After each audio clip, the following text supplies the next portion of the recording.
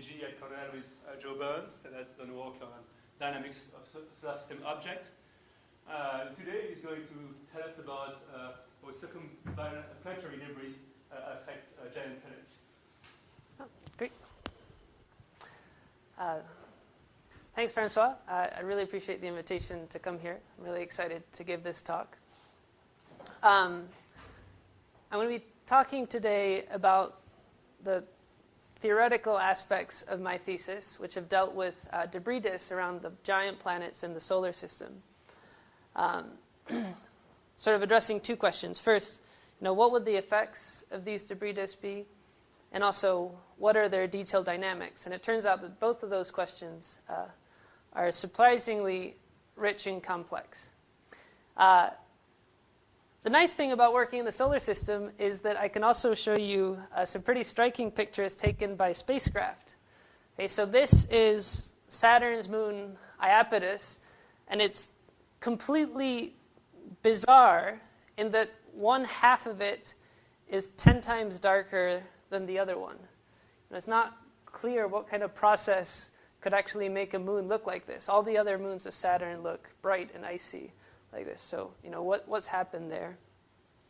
We're going to see that's just going to be sort of like a poster child for what these debris disks can do.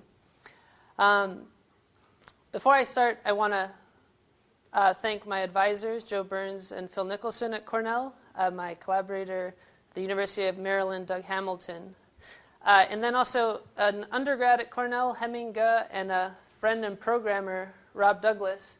The three of us have been working on some software for the visualization of dynamical simulations, and we've called that software OGRE, the Orbital Graphics Environment. And what it lets you do is it lets you load the output from commonly used dynamical integrators like Swift. That's what I use, but if other people are interested in this, it's pretty simple to add formats from other integrators, so ask me about that. But you load a simulation, and then you can interactively view it. You can rotate all different angles. You can zoom in and out. You can slow things down. And the most exciting thing to me is that you can sort of choreograph a sequence of those transformations to sort of highlight different parts of your simulation. And then you just press a button, and that'll output an MP4 file that you can put into a presentation. So I'll show you a couple examples of that. But if you're interested in it, talk to me later. Okay, so as an overview of this talk, these debris disks around the giant planets are sourced by the irregular satellites. So I want to first introduce those. They have interesting dynamics in themselves. Then I want to address this really strange moon that I showed on the first slide, Iapetus, at Saturn. And then third, I want to talk about what I think is a really interesting dynamical instability around Uranus, and then some possible applications of this in other systems. Okay, so I'll start. Can you turn off the lights over there? I've chosen sort of bad colors here with the blue. Okay, but this is to sort of give you some context for the irregular satellites. So we're looking here at the Saturn system. Here's Saturn in the middle. And if I start this movie, each of these blue circles corresponds to the orbit of one of Saturn's satellites. Okay, so here are the inner main satellites. As we move out, here's Titan, Saturn's biggest moon. We keep moving out. The outermost of these inner ones is Iapetus. I've highlighted that in red. This is the moon that I showed you on the first slide. Okay, so these are the inner satellites close in. If we keep moving outwards, we'll meet the first of the irregular satellites that I want to talk about, and that's Phoebe. That'll be important later. Okay, you can see it lies in a completely different plane, and it's much, much further away. Okay, for a long time, it was the only irregular satellite known, but it's actually part of a much bigger population. In the last 15 years, we've discovered something like 3 dozen of these objects. And you can see it's a completely different type of population. Right? The inner satellites, they form out of a circumplanetary disk. That's why they're all coplanar. They're nice and circular. These form a super crazy swarm around the planet. These are objects that are left over from the era of planet formation that were early on captured by Saturn's gravity into orbit. Okay? And they would have been captured completely isotropically, but you saw when this movie rotated through that you can actually see through the system from the top. There aren't any irregular satellites on polar orbits, and that's due to the Kozai effect, which I'm going to come back to later because that plays in pretty heavily with some of the other things. Okay, so this is actually something that's not particular to Saturn. Each of the giant planets in the solar system has its own large population of irregular satellites. So this might be a pretty common feature of giant planets in general. Okay, but the next question is, what happens if you take the Hill sphere, or the sphere of gravitational influence around each of these giant planets, and you stick in lots of objects on these very mutually inclined, crossing eccentric orbits? Well, Bhatt in 2010 analyzed this case, and the results are completely catastrophic. Basically, your initial population self-destructs in the first 100 million years or so. Okay, so you'd expect that early on in the solar system, each of the giant planets would have had bright debris disks around them from these irregular satellites grinding down. So that might actually be an interesting thing, because you might look in other young systems, and it might actually help to be able to see faint planets if it has all this dust around it. So this is the famous and controversial case of the Fomalhaut system, right, where here is a star in the middle. It's being blocked. It's being occulted. All this radial stuff is just scattered starlight, so you can ignore it. This is a real debris disk around the star. Then in 2008, Collis et al. Announced the discovery of a directly imaged exoplanet that's here, supposed to be orbiting along the interior of this disk. But it was controversial from the beginning because in the optical, you're looking at starlight that's being scattered into your detector. And the surface area, the size of the planet that you'd need here to get that much scattered light is something like 30 Jupiter radii. And planets aren't that big.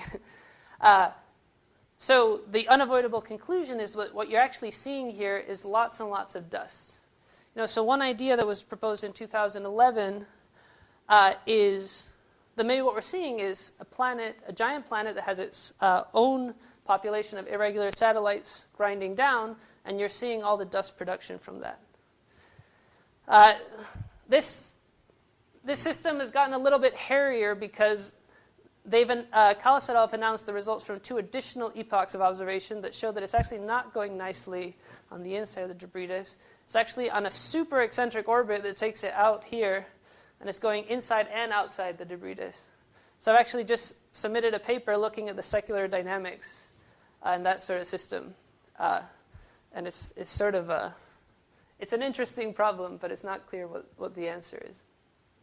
I don't have time to talk about that, but I think this is a nice application of this population of objects outside the solar system. Okay, now I've said that this should happen early on, right, in the first sort of 100 million years of acquiring these satellites. But actually, we're lucky enough that even today, there's a debris disk associated with Phoebe that's been discovered around Saturn. This was in 2009 by Verbischer et al. Okay, you can see here this band. You'd expect such a disk to lie in Saturn's orbital plane.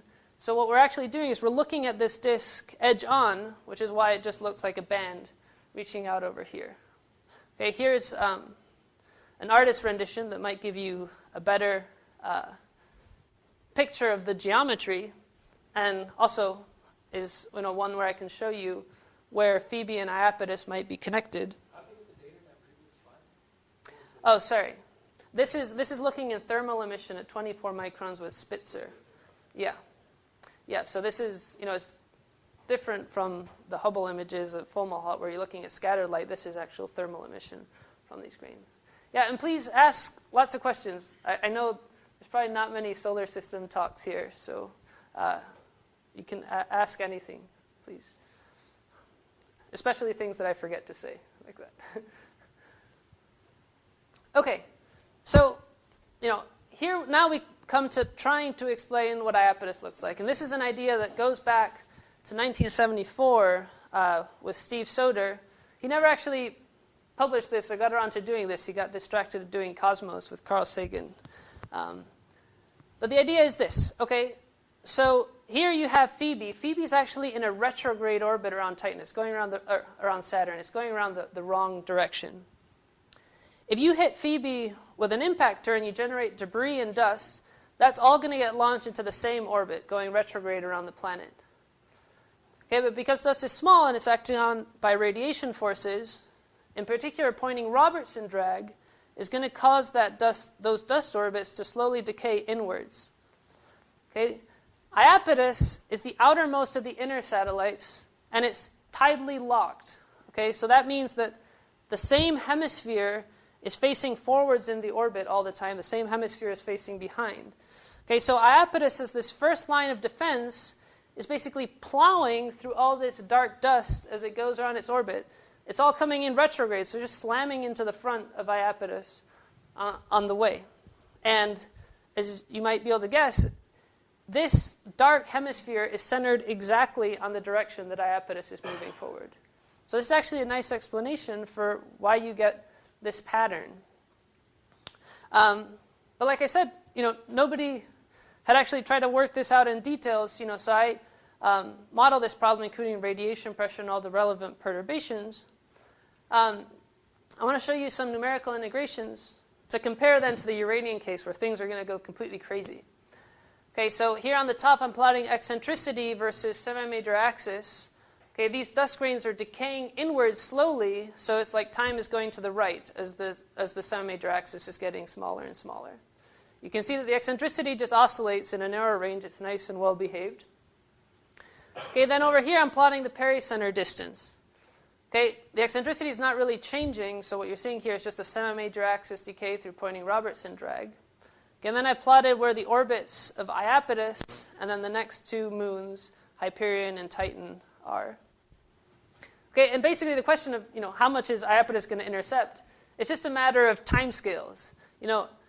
On the pointing Robertson timescale, at which this is decaying through Iapetus's orbit, how does the collision timescale compare?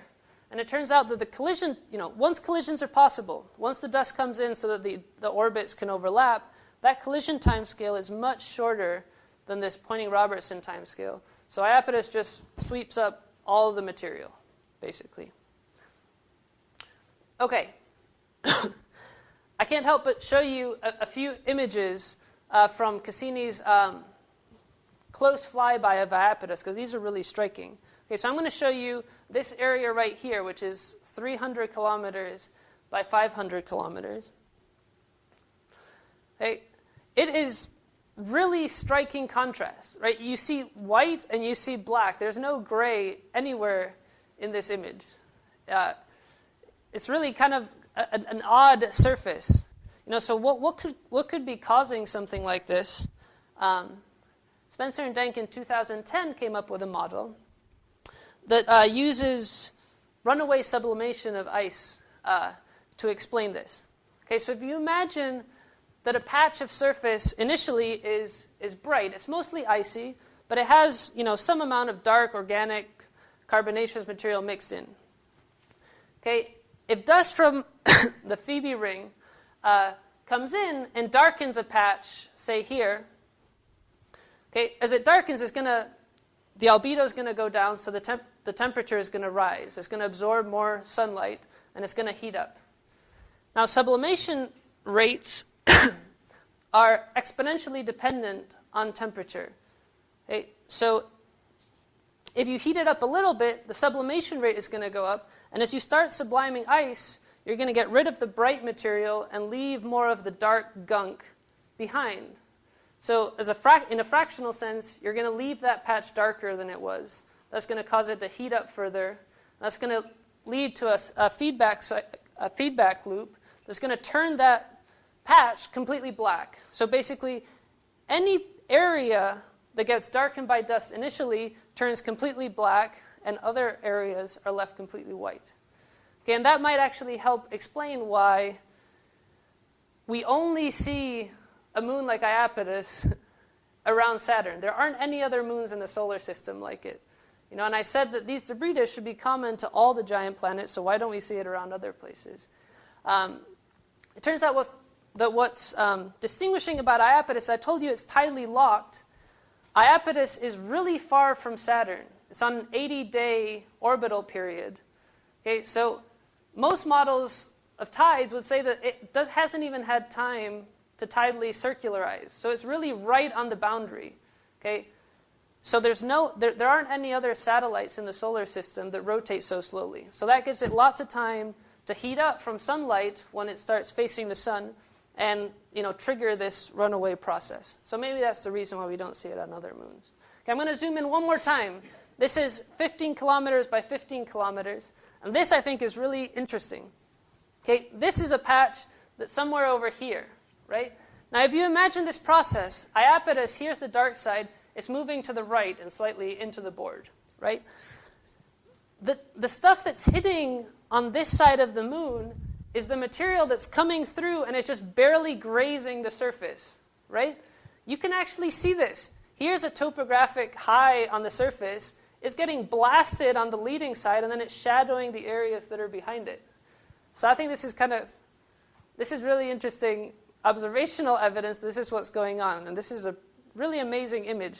They refer to this as a Dalmatian pattern on the surface, which I think is pretty accurate. Okay. I won't really talk about this, but we've actually been doing Cassini observations to sort of put the dagger in this problem. Theoretically, we're convinced completely that this is what must be going on, but we're actually doing observations with Cassini to look, both outside Iapetus's orbit and inside Iapetus's orbit to see whether that really falls off. That turns out to be extremely difficult to do, okay, because I showed you the Spitzer image from Earth. From Earth, the angular size of that disk is pretty big. Okay, from Saturn, it's enormous. It's 30 degrees in the sky. So when you look out with your field of view from Cassini, everything is the ring, right? It's just a constant background, and you can't measure anything. But what we've figured out how to do is we look at the shadow that Saturn casts behind it from the sun. Okay, and that shadow is actually pretty small, so we can catch with Cassini a field of view that includes both ring and shadow. And in the shadow, the dust particles aren't being illuminated. They can't scatter any light back. So by measuring the decrease in brightness here, we can indirectly measure how much is in the Phoebe ring. Okay, so this is actually the only way that you can get close enough to the planet to actually measure both inside and outside Iapetus's orbit. So that's actually kind of an exciting thing that I'm looking forward to. Okay, I want to transition now to the Uranian system and talk about those dynamics. I don't know if there are any questions.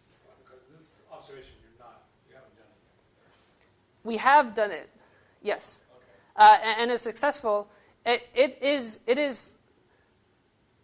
I should say, this disk, okay, all these collisions going on super early would have made really bright debris disks. The one that we see today is amazingly diffuse, okay? There are about 10 tiny dust particles per cubic kilometer.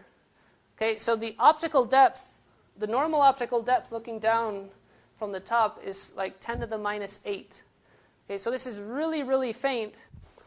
That's if you're looking, in thermal emission. When you're looking with Cassini in the optical, you're looking at scattered light. These particles are super dark, so that takes you another 2 orders of magnitude down. So these are actually, like, by orders of magnitude, the faintest detections of any disk in the solar system.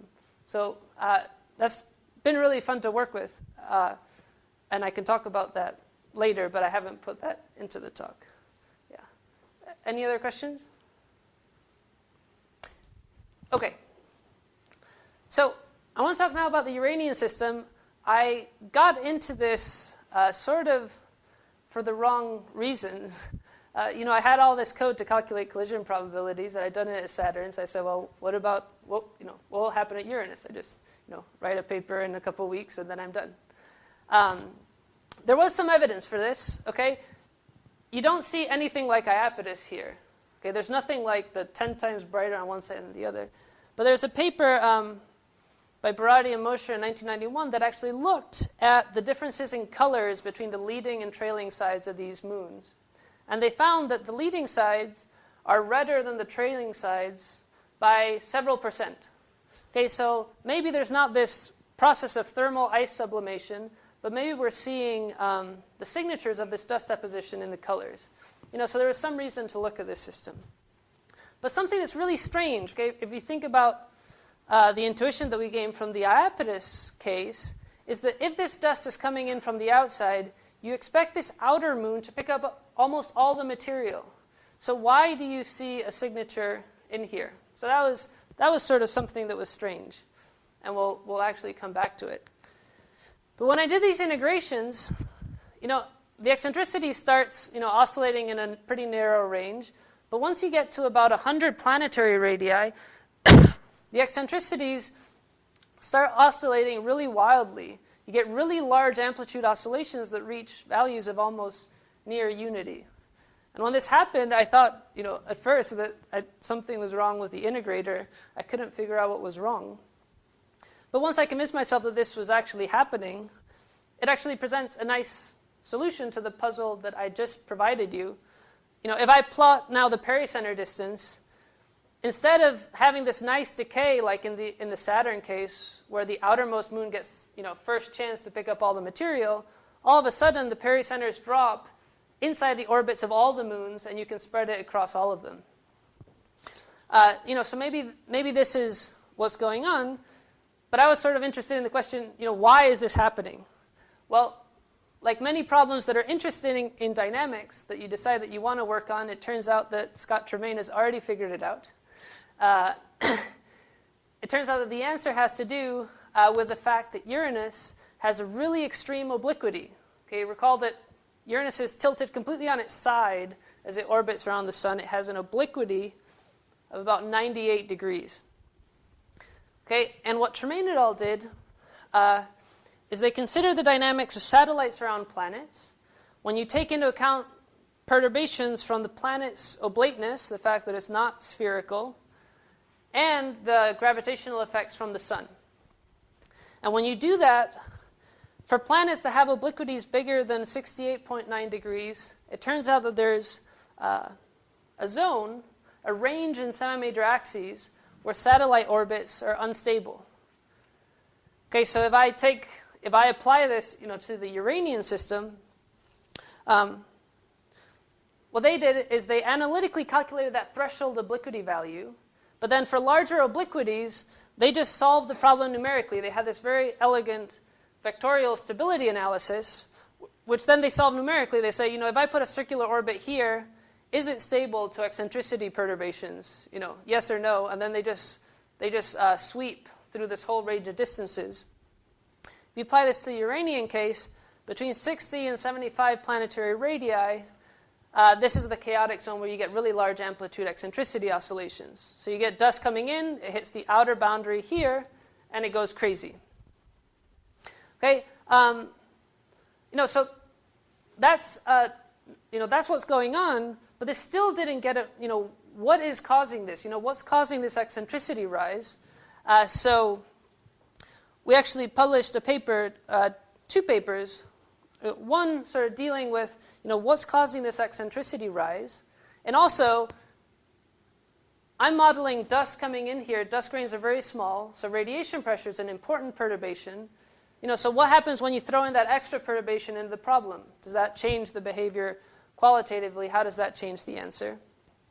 And then the other paper was actually, so this is sort of a more theoretical paper. This is applying it to specifically this Uranian case. Okay, but I was driven to look at this because this, from the very beginning, really seemed like it had to be something related to the Kozai effect.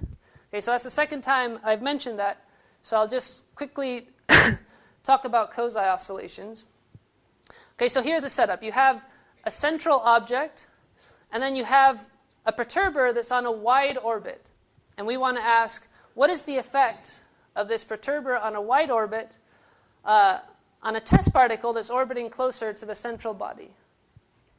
Okay, well, it turns out if you analyze this problem in the limit where the inner body is massless, and the outer perturber is very far, and there's a reasonably simple interpretation, and that's the case that was analyzed by Kozai in 1962 and Leadoff in 1962.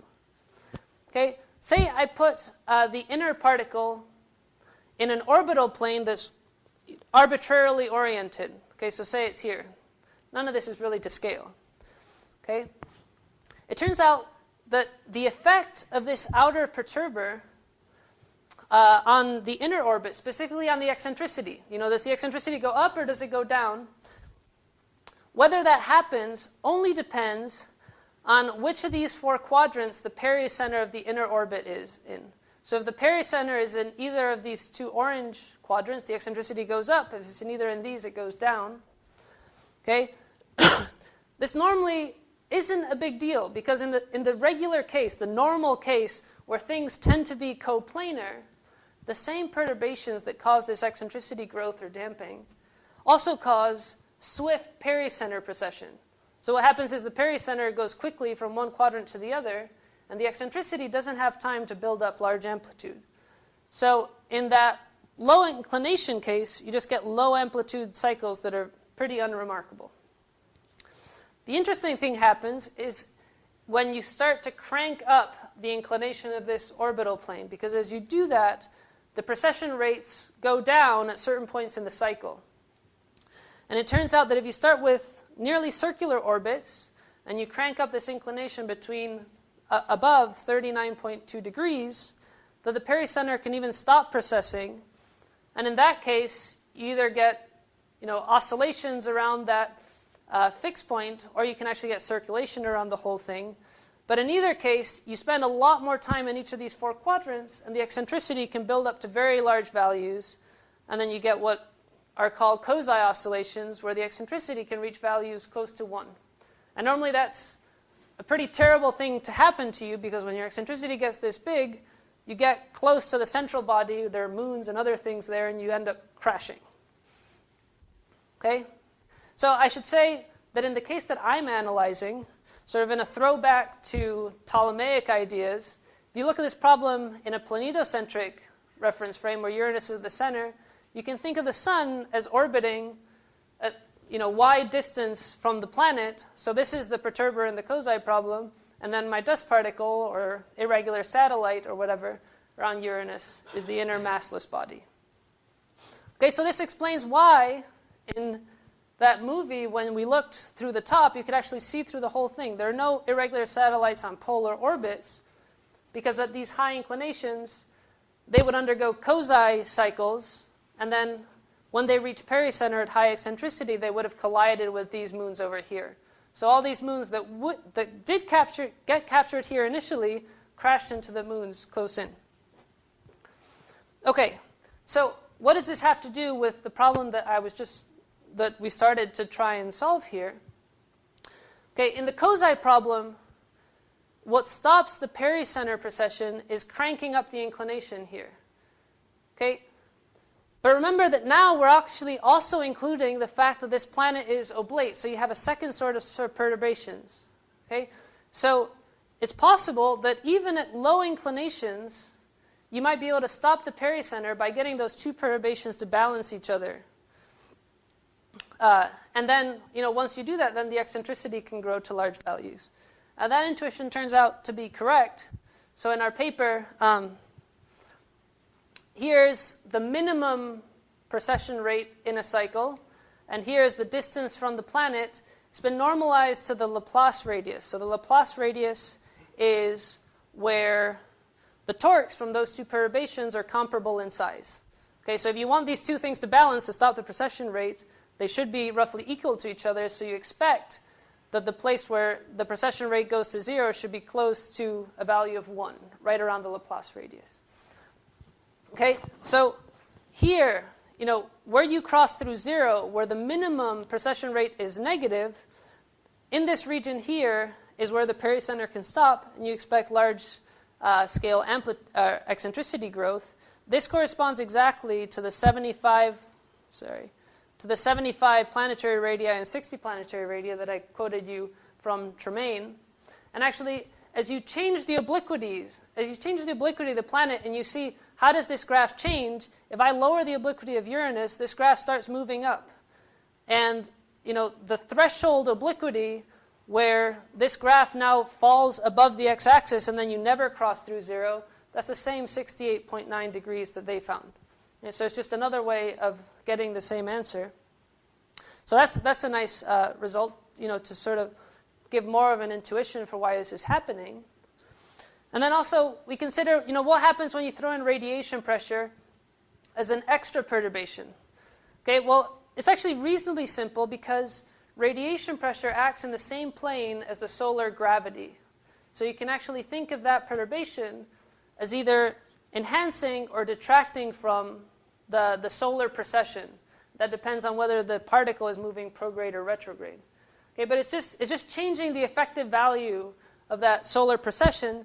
So it doesn't change qualitatively the fact that there's a chaotic zone. It just changes where that balance between the oblateness and the solar precession takes place. Oh, sorry. It just changes the location of the chaotic zone. Okay, so I want to show you one more thing. If you take a look at the disturbing potential, okay, I'm just kidding. I'm going to show you a movie instead. Okay, so what we're looking at here is I'm going to start a dust particle far out in the Uranian system, and it's going to start out in Uranus's orbital plane. Okay, so here we're looking at the orbit edge on. Here's the normal to Uranus's orbital plane. And then this blue vector is the spin pole of Uranus. So this angle is the 98 degrees. Okay, so our particle starts far away in the Uranian orbital plane.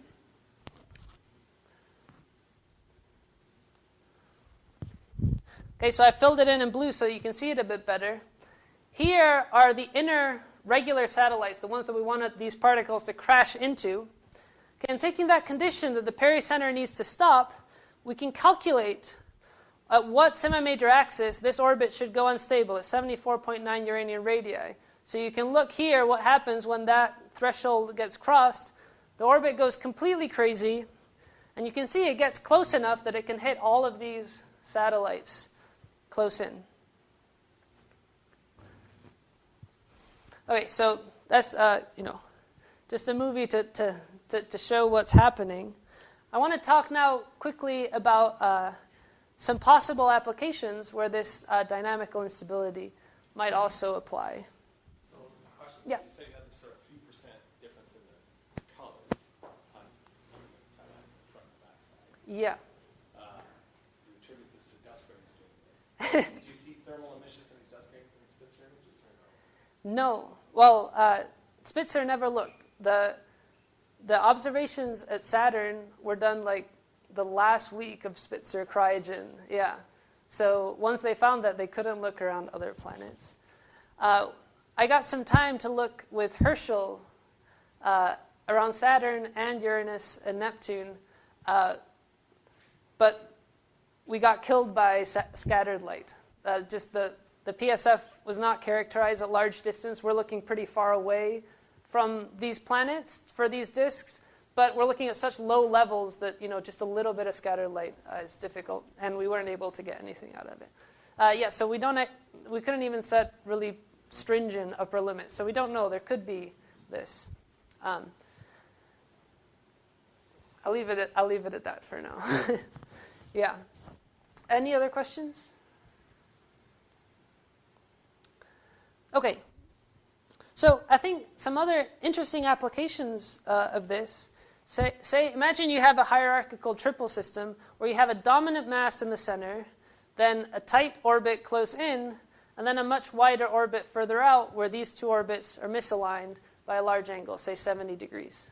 Okay, now stars normally don't have an oblateness that's important, but if you have an orbit close in, that orbit can act as an effective oblateness, a quadruple potential, which is the same as what we were analyzing in this other case. In this sort of situation, you'll have this sort of forbidden zone in between them at this Laplace radius where you don't expect to find any material because anything in here would have these huge eccentricity spikes and would crash into the inner part of the system. So that might be one interesting one.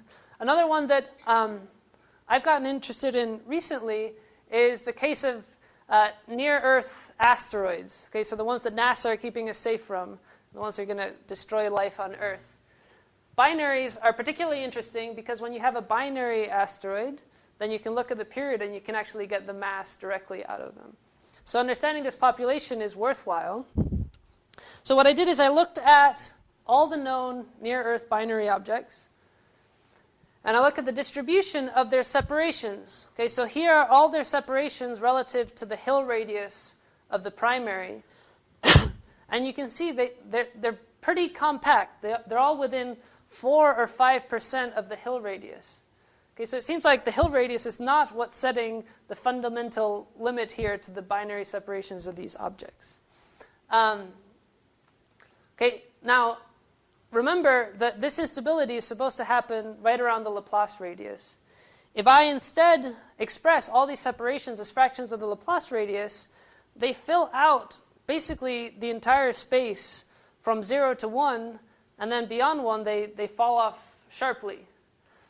Okay, so my hypothesis that I think is reasonably well supported is that you make satellites close in, these move outwards through pretty well studied thermal effects. The binary York mechanism causes satellites to migrate outwards, but once they reach the Laplace radius here, they'll have these huge eccentricity spikes. And when that happens, it's unavoidable. They'll just collide right back with the primary. Where when I say unavoidable, I mean likely, right? Because I'm only considering the leading quadrupole term from the oblateness of the planet. But once you get really, really close, then you have to take care of the higher level moments. You have to take care of tides, which are not included here. Okay, so the detailed part, what happens here, is actually quite complicated. But you probably get collisions. Maybe some pieces go flying off. And I think that actually has some interesting applications. But one thing that has to be asked in this sort of picture is, this only works when the obliquities are 70 degrees or higher. So why would near-Earth asteroids have these really high obliquities? I think the answer has to do with spin-orbit resonances. I don't want to go into that now, but I think there's a good way to get these objects, all of them, to high obliquities, at least at some point in their cycles, to cause this sort of behavior. But I think this can actually explain a couple really interesting things. Okay, so if you look at some near-Earth asteroids, this is Itokawa, they're positively bizarre. Okay, it looks like somebody has taken 2 rocks and smushed them together here. Okay, you can see even the regolith over here is really fine. It just looks like somebody glued these 2 things together. So these are called contact binaries. This is a perfect mechanism to make something like this.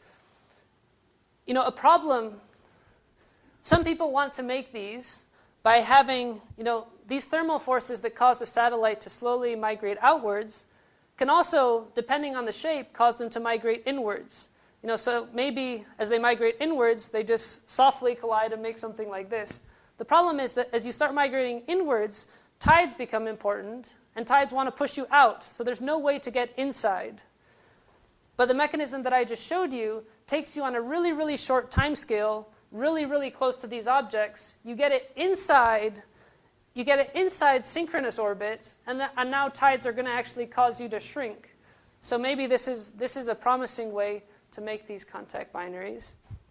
The other puzzling thing with near-Earth asteroids is that there are several known asteroid pairs that are on basically the same heliocentric orbit around the Earth, but they're not bound to each other. So how do they get onto this exactly same orbit without orbiting around each other? So maybe these are chunks that got knocked off in collisions that went out into space, and then they're left with the same orbits as they go around the sun. So I think those are 2 interesting applications of this dynamical instability. Okay, so here are my conclusions, things that I want you to take away from this talk. First, all the giant planets in the solar system have large populations of irregular satellites. And these should have been very collisional systems, generating large amounts of debris and dust. Okay, this dust has important effects for the moons that are further in. Okay, so I've showed you Iapetus. I showed you the case of the Uranian satellites. Okay, and then finally, around Uranus, because of the high obliquity planets or primaries have this dynamical instability associated with them, where there's a range of distances where satellites can't orbit. They'll just have very large amplitude eccentricity oscillations and crash with something further in. And I've shown you some interesting applications for that dynamical instability. Okay, so that's it. I'll take any questions. Thank you.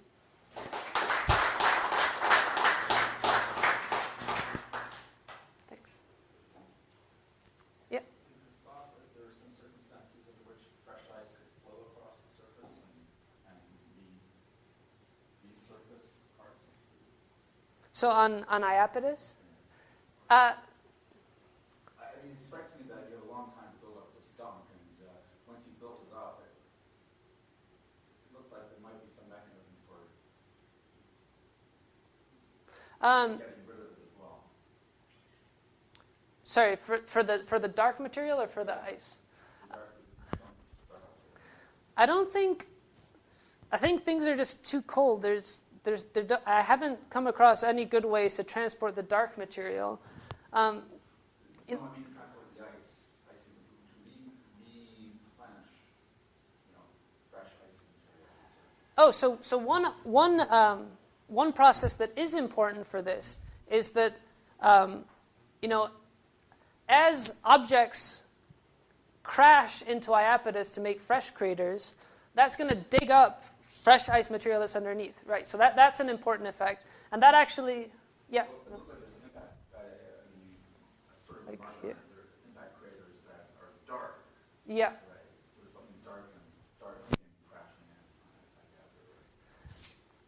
crashing in. I'm not sure that that's the interpretation that Okay. I would give. I would. It was certainly the case that a lot of the really dark patches were circular, so they look like they were impacted. Yes, these are all impact craters. I mean, the thing is that in an impact, most of the material that comes off is actually surface material. It's not the impactor material. It's mostly stuff from the surface. There's actually some really good examples. If you look at the dark side of Iapetus, there's some really good examples where you see impact craters that have dug up bright material that shows you that this dark layer is actually pretty thin. And there's actually radar observations that constrain this thickness to be less than a meter.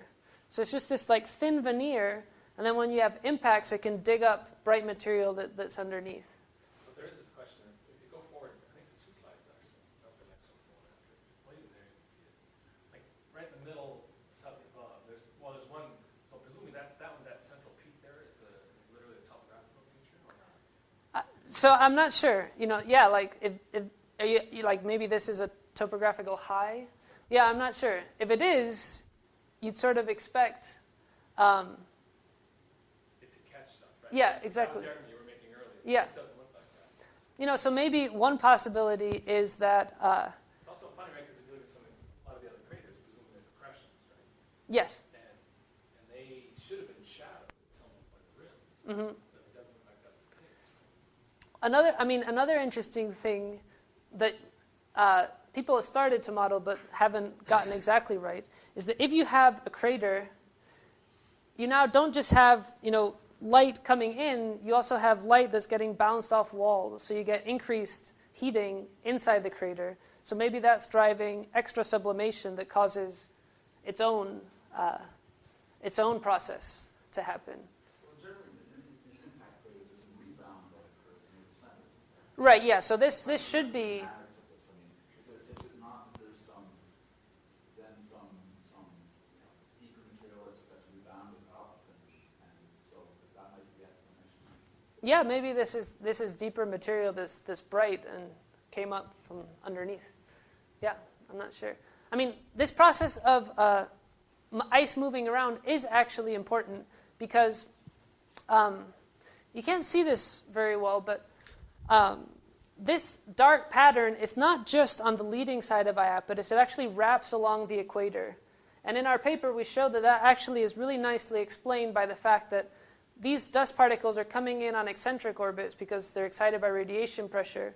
And that can explain that wrapping on the equatorial latitudes.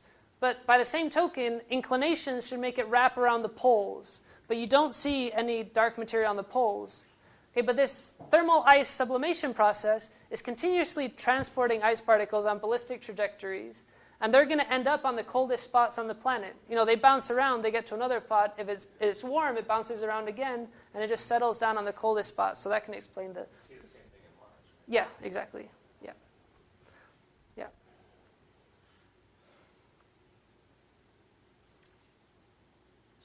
Right, no further question. We can continue the discussion upstairs over cookie. Let's thank them again.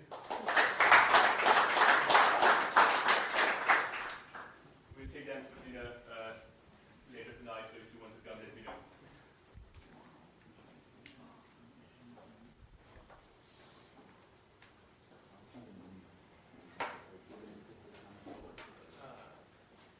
Really, it's a little more complicated. You can rely on the J2 of the planet. That's one of the terms in the potential to give you this chaotic. So there's like this. So it's not just Kozai. Yeah, exactly. Yeah. So the point that I was trying to make is that, you know, in Kozai you get the pericenter to stop. You know, you get this fixed point by cranking up the inclination. But if you have an extra perturbation to play with, that maybe even at low inclination, you can get the two perturbations to cancel each other. And that's exactly what I find when I actually do it, you know, mathematically. Yeah. I'm trying to remember how this goes, right? Because normally it's just Kozai, right? Normally the moment of, you get a prograde circulation of the moment of the periapse, and a retrograde precession of the outside line, right? If you have a perturber that's... I haven't looked